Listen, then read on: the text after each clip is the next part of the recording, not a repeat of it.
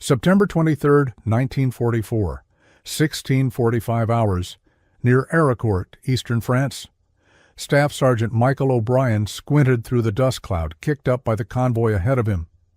As commander of the lead tank in Baker Company, 2nd Battalion, 37th Tank Battalion, 4th Armored Division, he had learned to identify every vehicle in the American inventory by silhouette alone: Sherman tanks, M10 tank destroyers, half-tracks, jeeps, deuce-and-a-half trucks. The shapes were as familiar to him as his own hands, but something about the tank approximately 100 yards ahead wasn't quite right. The dust made identification difficult, but the profile seemed slightly off. The turret shape was wrong, the hull seemed too angular, the tracks sounded different. O'Brien grabbed his binoculars and focused on the vehicle. Through the swirling dust, he caught a clear glimpse as the convoy rounded a curve. His blood turned to ice. The tank leading their convoy, the vehicle that had been guiding them for the past 20 minutes, the machine that every American driver had been dutifully following through the French countryside, wasn't an American Sherman tank. It was a German Panther, a 45-ton killing machine armed with a 75mm high-velocity gun capable of destroying any American tank at ranges exceeding a mile. And it was leading their convoy deeper into what might be a trap. O'Brien keyed his radio. "All Baker units, this is Baker 6. The lead vehicle is a German Panther. Repeat, German Panther leading our convoy. All units halt and prepare for action." The convoy ground to a stop. Engines idled. Turrets traversed. Gunners loaded armor-piercing rounds. 43 American vehicles sat frozen on a French road, following a German tank that had somehow infiltrated their formation and led them for 3 miles without anyone noticing. What O'Brien didn't know, what would only become clear after the most bizarre engagement of the Lorraine campaign, was that the German tank commander was equally confused. Hauptmann Klaus Weber had accidentally joined the American convoy while retreating from a failed counterattack. In the dust and chaos of rapid movement, neither side had realized the mistake for nearly 30 minutes. This is the story of how a 45-ton German Panther tank accidentally infiltrated an American armored column, why neither side noticed for 3 miles, and what this incident revealed about the chaos of mechanized warfare where friend and foe became indistinguishable in the fog of war. The fluid front. To understand how a German tank could accidentally join an American convoy, one must first understand the tactical situation in eastern France during September 1944. The 4th Armored Division, under Major General John Wood, was spearheading General George Patton's 3rd Army drive toward the German border. The division had broken out from Normandy in August, raced across France, and was now engaged in the largest tank battle on the Western Front, the Battle of Ericourt. The battle, fought between September 18th and October 1st, pitted the 4th Armored Division against the 5th Panzer Army. German forces launched repeated counterattacks attempting to halt the American advance. The result was a fluid, chaotic battle where front lines changed hourly and combat occurred across hundreds of square miles simultaneously. In such conditions, situational awareness became nearly impossible. Units became separated from parent formations. Supply convoys wandered into combat zones. Retreating forces crossed paths with advancing enemies. The fog of war wasn't metaphorical. It was literal. Dust from thousands of vehicles, smoke from burning tanks, autumn mist, and fading daylight created visibility conditions where identifying vehicles beyond 100 yards was often impossible. German forces faced additional complications. By September 1944, the Wehrmacht was in full retreat across France. Units were disorganized, communications were disrupted, and commanders often didn't know the locations of adjacent units. German tank crews frequently operated independently, using their own initiative to find friendly forces after becoming separated during combat. This chaos created the conditions for the most improbable infiltration of the war. The German perspective. Hauptmann Klaus Weber commanded a Panther AUSF-G from the 113th Panzer Brigade. His tank, number 423, was relatively new, having been delivered to the unit in late August as a replacement for losses suffered in Normandy. On September 23rd, Weber's company had launched a counterattack against American positions near Ericourt. The attack failed catastrophically. American artillery and fighter bombers destroyed most of the German force before it reached its objectives. Weber's Panther survived only because it had been delayed by mechanical problems and arrived late to the battle. By 1600 hours, Weber found himself alone. His company commander was dead. The other tanks in his platoon were destroyed. Radio communication had failed after shrapnel damaged his antenna. He was operating independently in hostile territory with approximately 120 liters of fuel remaining, enough for perhaps 30 kilometers of travel. Weber's driver, Unteroffizier Hans Schmidt, asked for instructions. "Herr Hauptmann, where do we go?"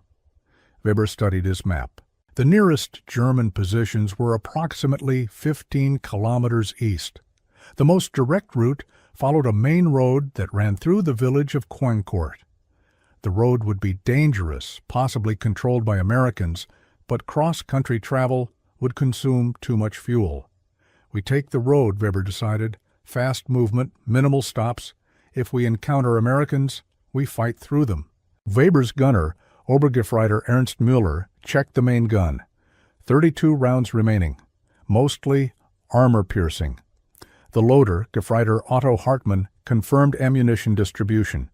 They were combat-ready but outnumbered in enemy territory. The Panther headed east at maximum speed, approximately 45 kilometers per hour on the paved road. The 70-ton tank's 12-cylinder Maybach engine roared as Schmidt pushed the transmission to top gear. At 16:20 hours, they encountered the American convoy, the fatal Assumption. The convoy Weber encountered was Combat Command A's logistics train, 43 vehicles moving supplies and maintenance equipment from the rear areas to forward positions. The convoy included fuel trucks, ammunition carriers, maintenance vehicles, and a platoon of 5 Sherman tanks providing security. Weber spotted the convoy ahead at approximately 800 meters. His immediate reaction was concern. American convoy meant combat. But as he closed distance, the tactical situation became confusing. The convoy was moving in the same direction Weber needed to travel, eastward. The vehicles were spaced widely apart, approximately 50 meters between each vehicle. Dust from the lead vehicles obscured those following behind. Most critically, the convoy was moving at approximately 40 kilometers per hour, near the Panther's current speed.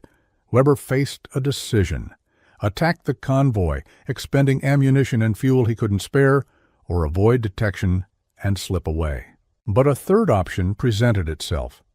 In the dust and chaos, perhaps he could simply join the convoy and use it for concealment while traveling toward German lines. The idea seemed insane. But Weber had been fighting for 4 years. He had survived the Eastern Front, where similarly chaotic situations occurred regularly. He knew that in poor visibility, vehicle identification was nearly impossible. If he maintained proper spacing and avoided drawing attention, perhaps the Americans wouldn't notice one extra tank.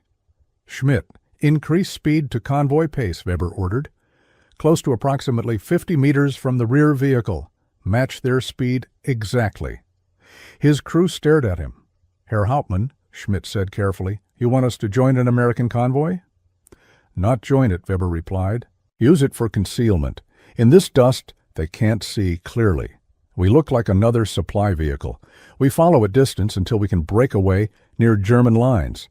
The plan was desperate, but all their options were desperate. Fighting would likely get them killed. Stopping would leave them stranded without fuel. Following the Americans hidden in the dust at least gave them a chance. The Panther accelerated and settled into position approximately 60 meters behind the convoy's rearmost vehicle, a GMC 2.5-ton truck carrying supplies. The accidental infiltration had begun. The American perspective. Staff Sergeant Michael O'Brien's tank was fifth in the convoy, providing security for the logistics vehicles. His position gave him a good view of the entire column, but limited visibility ahead due to dust. At 16:25 hours, O'Brien noticed that the convoy seemed to have gained a vehicle. He couldn't see it clearly through the dust, but the spacing seemed different. There appeared to be one more vehicle in the column than there should be. He radioed the convoy commander. "Baker 6 to convoy lead. Did we pick up an extra vehicle?" The convoy commander, Captain James Foster, checked his vehicle count. "Negative, Baker 6. All vehicles accounted for. 43 vehicles in column." O'Brien watched the dust ahead. He could see movement that suggested an additional vehicle, but the dust made positive identification impossible. Maybe he was seeing double. Maybe fatigue was affecting his perception. After 3 months of continuous combat, every tank commander was exhausted. He decided to close distance for better observation. "Schmidt," O'Brien called to his driver, "move us up. I want to see the lead element more clearly." The Sherman accelerated, closing the gap between vehicles. As O'Brien's tank moved forward in the column, other vehicles adjusted spacing automatically. The fluid nature of convoy movement meant that spacing varied constantly. Drivers maintained rough intervals, but didn't measure precisely. What neither O'Brien nor any other American in the convoy realized was that, by moving forward, he had inadvertently positioned himself directly behind Weber's Panther. The German tank, which had been at the rear of the column, was now integrated into the middle of the formation. For the next 15 minutes, a German Panther tank traveled in the middle of an American convoy, while neither side recognized the situation. If you're finding this incredible story of wartime confusion fascinating, make sure to subscribe to our channel and hit the notification bell. We bring you the most detailed and unbelievable World War II stories every week. Now let's see how this impossible situation finally unraveled. The telltale signs. Vehicle identification in World War II relied on multiple factors: silhouette, sound, exhaust characteristics, and movement patterns. In good visibility, trained observers could identify specific vehicle types at ranges exceeding 1,000 meters. But in the dust and poor visibility of September 23rd, these identification methods failed systematically. The Panther's silhouette, normally distinctive with its sloped armor and long gun barrel, was obscured by dust. The turret, which should have been recognizable by its angular shape, was barely visible. The hull shape, which differed significantly from Sherman tanks, was hidden by intervening vehicles and dust clouds. The sound of the Panther's engine, a distinctive Maybach HL 230 12-cylinder producing 700 horsepower, should have been recognizable. But convoy noise, the rumble of dozens of engines, masked individual vehicle sounds. The Panther's engine note blended into the general mechanical cacophony. The Panther's exhaust, which exited from the rear deck in a characteristic pattern different from Sherman tanks, was invisible in the dust. The movement pattern, which should have shown the Panther's superior acceleration and slightly different handling characteristics, was masked by convoy speed restrictions that kept all vehicles moving at similar rates. But some signs should have been noticed. The Panther was significantly larger than a Sherman. It weighed 45 tons versus the Sherman's 33 tons. It was longer, wider, and taller. In clear visibility, these size differences were unmistakable. Private First Class Robert Chen, driving a supply truck 3 vehicles ahead of Weber's Panther, did notice something odd. He mentioned it to his assistant driver. "That tank behind us looks bigger than normal." His assistant driver, Private James Miller, glanced in the mirror. "Can't see much through the dust.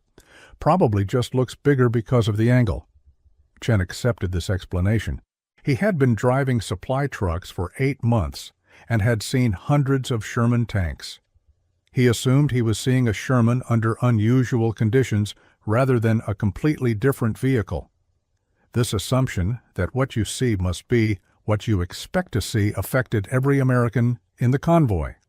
They expected to see American vehicles. Therefore, they interpreted ambiguous visual information as confirming the presence of American vehicles. The psychological phenomenon, confirmation bias, prevented recognition of the true situation. Weber, watching from the Panther's commander cupola, marveled at his continued concealment. The Americans showed no signs of alarm. They maintained steady speed and spacing. They apparently hadn't noticed the German tank in their midst, but Weber couldn't maintain this infiltration indefinitely. His fuel situation was becoming critical.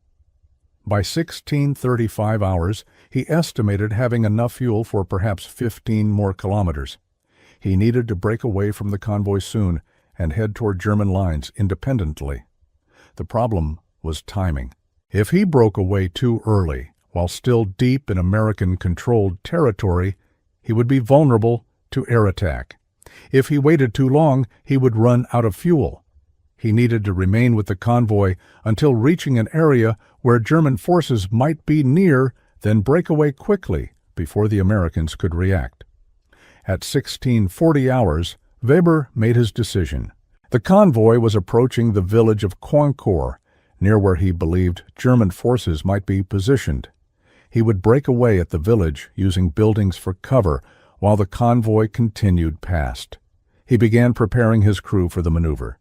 But before he could execute his plan, Sergeant O'Brien's growing suspicion reached a critical point. The discovery. O'Brien had been watching the vehicle ahead of him with increasing concern for 15 minutes. Small details kept accumulating. The vehicle seemed too large. The engine sound seemed different. The exhaust pattern looked wrong. None of these observations was definitive, but collectively they created growing unease. At 1643 hours, the convoy rounded a curve. For a brief moment, the dust cleared slightly. O'Brien got a perfect view of the vehicle ahead. The angular turret with sloped sides, the long, high-velocity gun barrel, the interleaved road wheels, distinctive to German tanks.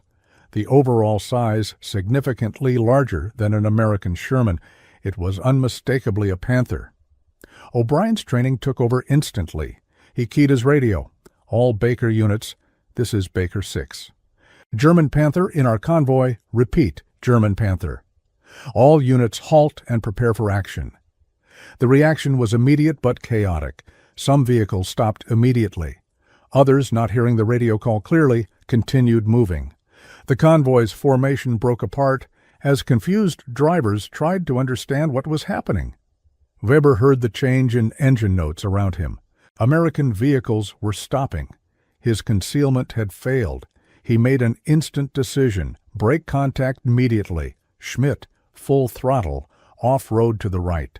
Muller, prepare to engage targets as they appear. The Panther's engine roared. The tank lurched right, leaving the road and accelerating across an open field toward a tree line approximately 400 meters away. The sudden acceleration caught the Americans completely by surprise. O'Brien traversed his turret, trying to track the Panther. But his gunner, Corporal David Martinez, had been caught off guard. The target was moving rapidly at close range, making tracking difficult. Multiple American tanks opened fire simultaneously. Armor-piercing rounds traced toward the fleeing Panther. Most missed, throwing up geysers of dirt around the German tank. One round struck the Panther's rear armor, a glancing hit that failed to penetrate, but left a deep gouge in the steel. Weber's tank reached the tree line and disappeared into the forest. American fire slackened as the target entered concealment. O'Brien ordered pursuit, but the convoy's formation had broken down completely. Tanks were scattered. Some were still on the road. Others had pulled off to firing positions. Reorganizing for pursuit would take minutes. By the time American forces reached the tree line, Weber's Panther had vanished. The German tank had exploited its brief head start to break contact. Using forest tracks and cross-country mobility, Weber managed to evade pursuit and eventually reached German lines with approximately 10 liters of fuel remaining. The entire infiltration, from Weber joining the convoy to his escape, had lasted 23 minutes. During that time, he had traveled approximately 3 miles in the middle of an American formation before anyone noticed. The aftermath and analysis. The incident near Coincourt became legend within the 4th Armored Division. The story spread rapidly. A German Panther had infiltrated an American convoy, traveled 3 miles, and escaped without firing a shot. The tale seemed almost too bizarre to be true, but after-action reports and multiple witness statements confirmed every detail.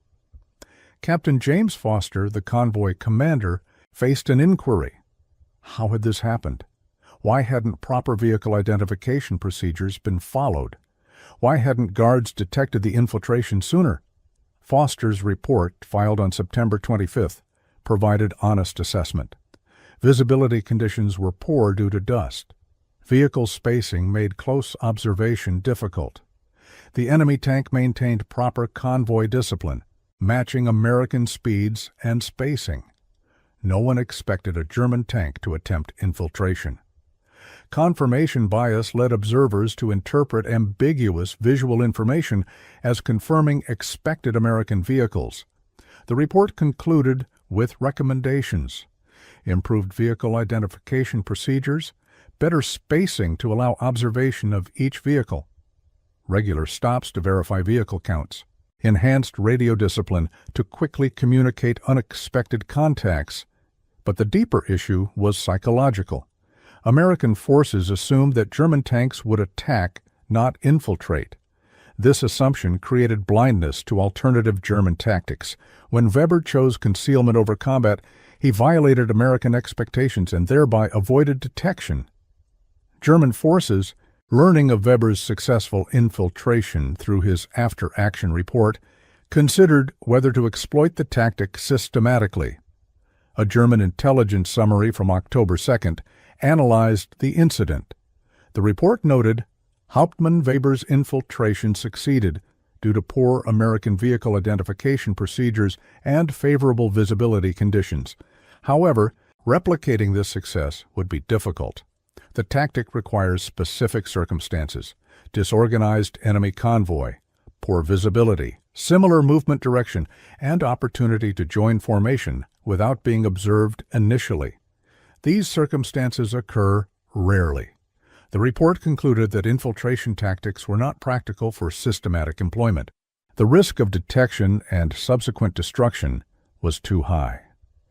Weber had succeeded partly through skill, but largely through luck. Attempting similar infiltrations routinely would result in most attempts failing catastrophically. Nevertheless, the incident revealed vulnerabilities in American convoy procedures that German forces attempted to exploit.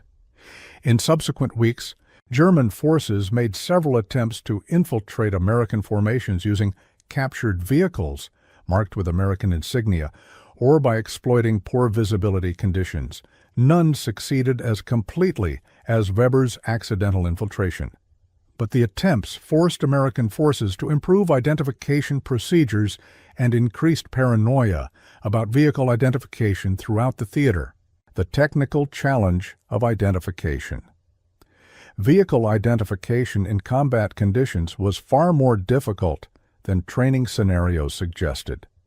Classroom instruction showed clear photographs of enemy vehicles from multiple angles in good lighting.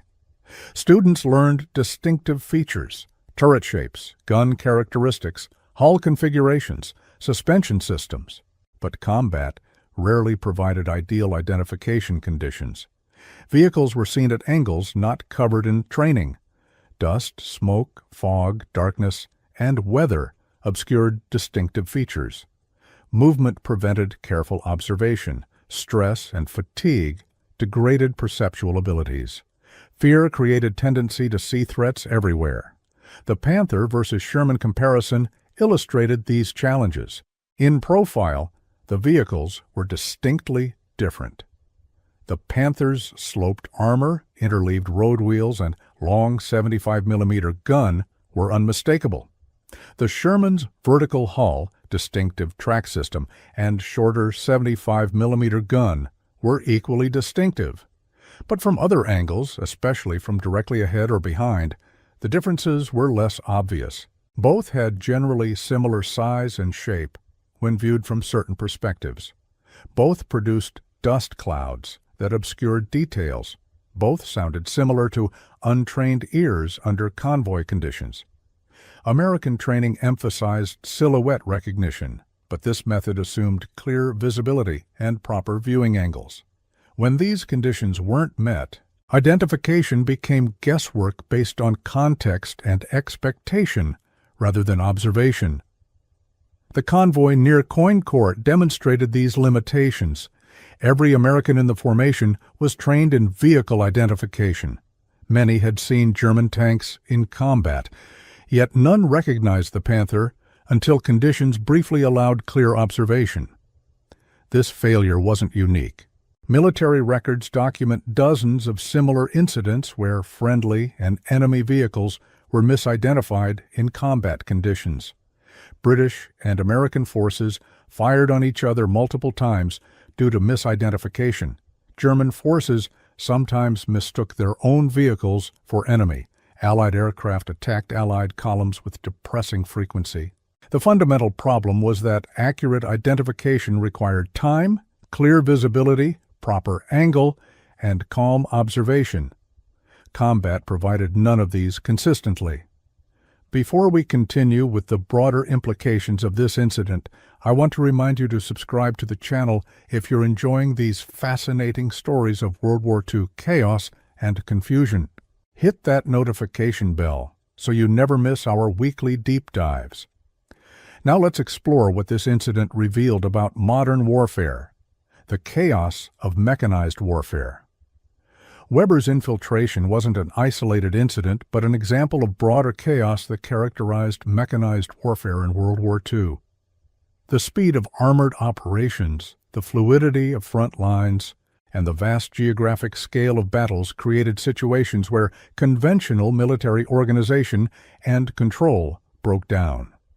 The Battle of Ericourt, where Weber's infiltration occurred, exemplified this chaos. Between September 18th and October 1st, the 4th Armored Division and 5th Panzer Army fought across approximately 400 square miles. Combat occurred simultaneously at dozens of locations. Units became separated, lost, and confused about friendly and enemy positions. American after-action reports from Ericourt document the confusion. On September 19th, elements of the 37th Tank Battalion engaged what they believed were German tanks, only to discover they were firing on the 6th Armored Division's reconnaissance elements. On September 22nd, a German Kampfgruppe drove through American lines without being engaged because American forces assumed they were friendly reinforcements. These incidents occurred despite clear command structures, functioning communications, and experienced leaders. The battlefield simply moved too fast for human cognitive processing. Commanders couldn't track all their subordinate units. Intelligence couldn't provide accurate enemy locations. Frontline units couldn't always distinguish friend from foe. German forces faced even worse confusion. By September 1944, Wehrmacht communications had deteriorated severely. Radio networks were disrupted by Allied jamming. Telephone lines were cut by artillery. Messengers were killed or captured. German commanders often had no idea where their own units were located, much less enemy positions. This communications breakdown meant German units frequently operated independently, using mission-type orders that specified objectives, but left execution to subordinate judgment. This flexibility allowed continued operations despite communication failures, but created situations where units lost contact with higher headquarters for days. Weber's independent operation after losing his company was typical. He made his own decisions about retreat routes, risk acceptance, and tactical methods. Higher headquarters didn't know his location or status. He was operating in what military theorists call fog of war, the fundamental uncertainty about what is happening on the battlefield. The infiltration incident demonstrated how this fog of war could be exploited. Weber used American expectations, poor visibility, and convoy confusion to achieve concealment that direct combat couldn't provide. His success revealed that in mechanized warfare, deception and exploitation of chaos could be as effective as firepower, statistical reality of vehicle loss. While Weber's Panther survived its accidental infiltration, most German tanks weren't so fortunate. The Battle of Aricourt resulted in catastrophic German armored losses that demonstrated American superiority in tank warfare by late 1944. Between September 18th and October 1st, German forces committed approximately 260 Panthers and Panzerwehrführer to the Aricourt battle. American forces fielded approximately 160 Shermans and 48 M10 tank destroyers. The casualty exchange was staggering. German forces lost approximately 286 tanks and assault guns destroyed, abandoned, or captured. American forces lost approximately 48 Shermans and 11 tank destroyers destroyed beyond repair. This 4.8 to 1 loss ratio in American favor demonstrated that by autumn 1944, American forces had overcome earlier disadvantages in tank versus tank combat. Superior German tank designs like the Panther no longer guaranteed victory. The reasons for American success were multiple. American artillery, called in by forward observers and delivered with devastating accuracy, destroyed German tanks before they could engage American armor. American fighter bombers, operating with near impunity due to Luftwaffe weakness, attacked German formations during movement. American logistics maintained vehicle availability rates that German forces couldn't match. Most critically, American combined arms coordination exceeded German capabilities. American tanks didn't fight alone. They operated with infantry, artillery, air support, and tank destroyers in coordinated teams that multiplied effectiveness. German forces, lacking adequate artillery ammunition, air support, or infantry strength, fought with tanks alone against American combined arms teams. Weber's survival was exceptional. Most Panthers committed to the Aricourt battle were destroyed within days of arrival. The infiltration tactic, while fascinating, was irrelevant to the battle's outcome. American firepower would have destroyed Weber's tank eventually, regardless of his tactical innovations. The human element. Behind the statistics and tactical analysis were human beings whose lives were affected by decisions made in seconds under extreme stress. Hauptmann Klaus Weber survived the war. His Panther reached German lines with minimal fuel after the infiltration. He continued commanding armor through the retreat into Germany, surviving the Ardennes offensive, and finally surrendering to American forces in April 1945. In post-war interviews conducted during 1947, Weber discussed the infiltration incident. "I didn't plan to infiltrate an American convoy," he stated. "I was trying to survive. The opportunity presented itself. I took it. I would do the same thing again." When asked if he felt guilty about exploiting American identification failures, Weber was blunt. "They were trying to kill me. I was trying to survive. I used whatever advantage I could find. That's war. If they had been more alert, they would have killed me. They weren't. I escaped." Staff Sergeant Michael O'Brien, who finally identified the Panther, also survived the war. His tank fought through Aricourt, the Ardennes, and into Germany, surviving multiple engagements before war's end. O'Brien discussed the incident in 1976 interview with military historians. "I felt like an idiot when I realized we'd been following a German tank for 3 miles. But in those conditions, with dust and confusion, it was understandable. I learned an important lesson: never assume, always verify. That lesson saved my life in subsequent battles. Private First Class Robert Chen, the truck driver who noticed the Panther looked larger than normal but didn't report it, struggled with guilt after the incident. His failure to report his observation potentially endangered the entire convoy. Chen's company commander, recognizing the psychological burden, counseled him. "You noticed something seemed wrong. You mentioned it to your assistant driver. In the circumstances, that's all anyone could reasonably expect. You didn't have radio communication. You couldn't stop the convoy. You did what you could." This counseling helped Chen cope with the incident. He continued driving supply trucks through the war's end, serving with distinction despite his lingering doubts about the Coin Court incident. Legacy and modern application. The infiltration incident near Coin Court influenced American military thinking about vehicle identification and convoy security for decades. The immediate response was procedural changes. 4th Armored Division implemented requirements for periodic vehicle counts during convoy movements. Guards received enhanced training in vehicle identification, including practice in poor visibility conditions. Radio procedures were modified to enable rapid reporting of suspicious vehicles. These changes spread throughout the European theater. By October 1944, most American armored units had implemented similar procedures based on lessons from Weber's infiltration.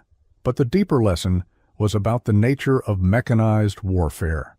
Modern combat, with its speed, fluidity, and chaos, created situations where traditional military organization and control broke down.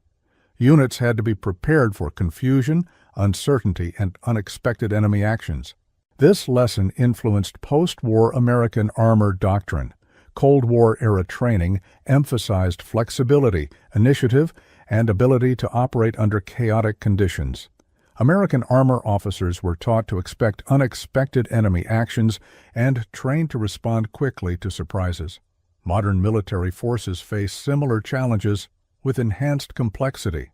Electronic warfare, cyber attacks, and information operations create new forms of confusion that parallel the physical chaos of World War II. Modern commanders must still distinguish friend from foe in conditions where identification is difficult and consequences of error are severe.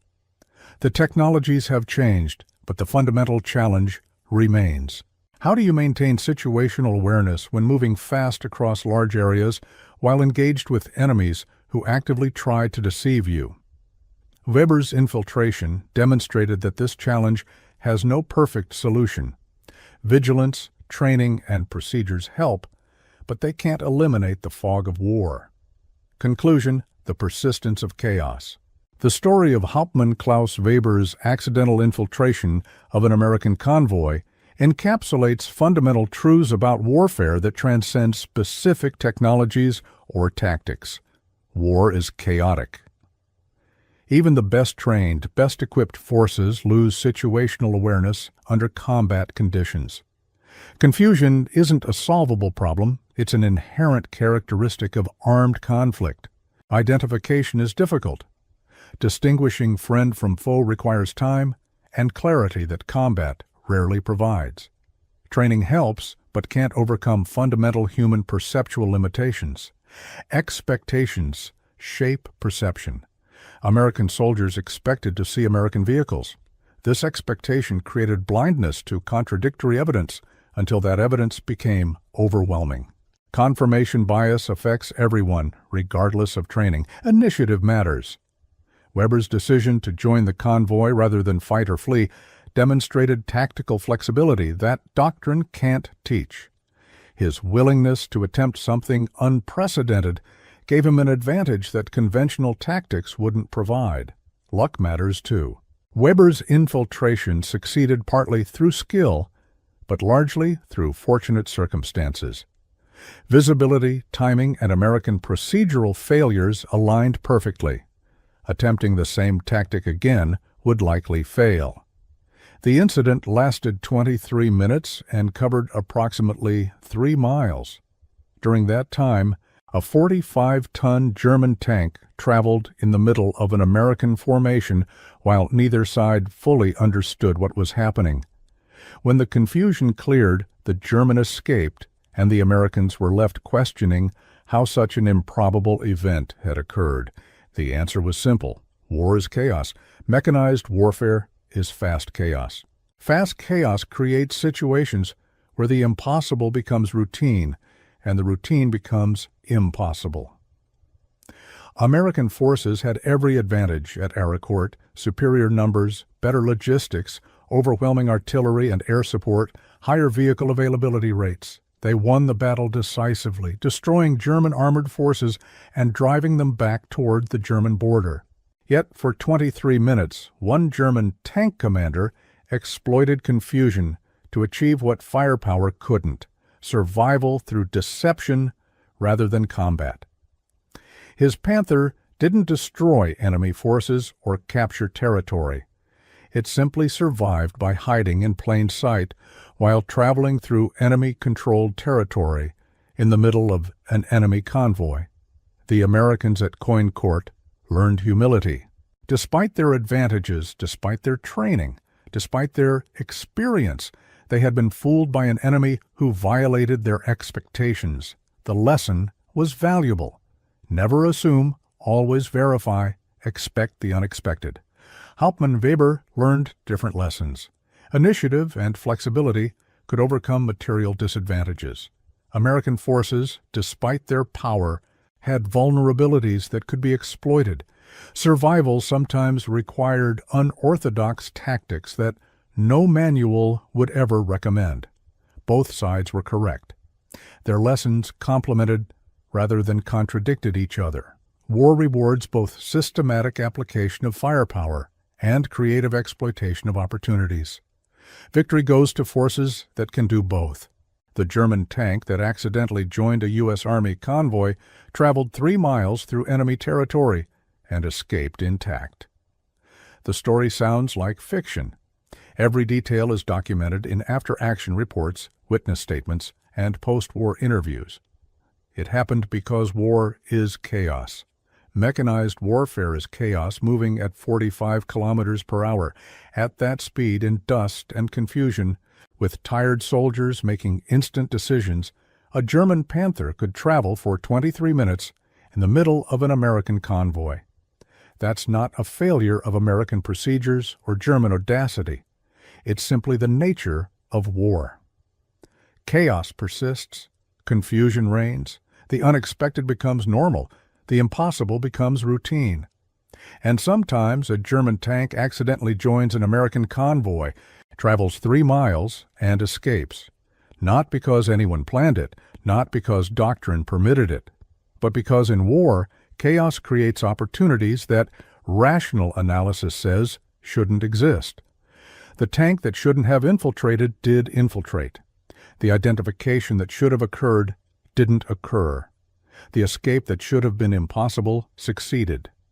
That's war. That's chaos. That's the eternal fog that no technology, training, or doctrine can completely eliminate. The German tank joined the convoy. Nobody noticed for 3 miles. Then everyone noticed. Then it escaped. Impossible. Documented. True. That's the story. That's the lesson. That's why war remains unpredictable despite all our planning, training, and technology. Chaos persists.